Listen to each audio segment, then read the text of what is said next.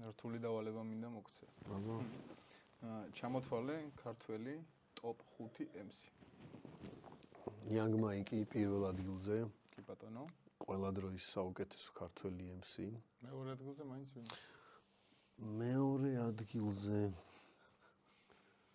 პრინციპში აი ხა ვისაც ჩამოთვლი ყველას მეორე ადგილზე გავიყვან რა. აი მოთხს რა.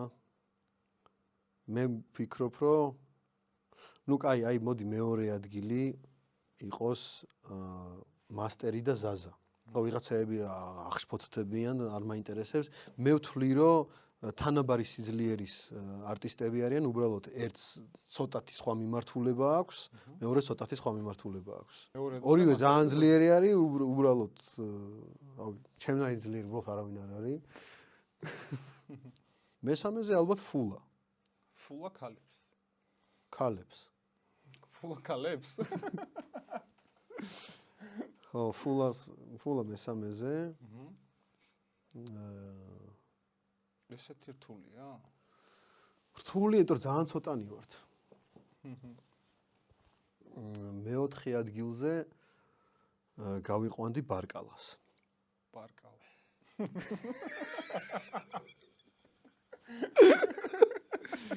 თორე ხა არა, მოდი ესენი გადავწიოთ და ბარკალა მეორეზე გავიყვანო. იმიტომ რომ რაღაცები ძალიან ძლიერი არის, თითქმის Young Mike-ის დონის არის. რაღაც საკითხებში Young Mike-ს უსწრებს კიდევაც. უფრო მეტი ნახვა აქვს, აშკარად, უფრო ეს არის პოპულარული რაღაც წრეებში.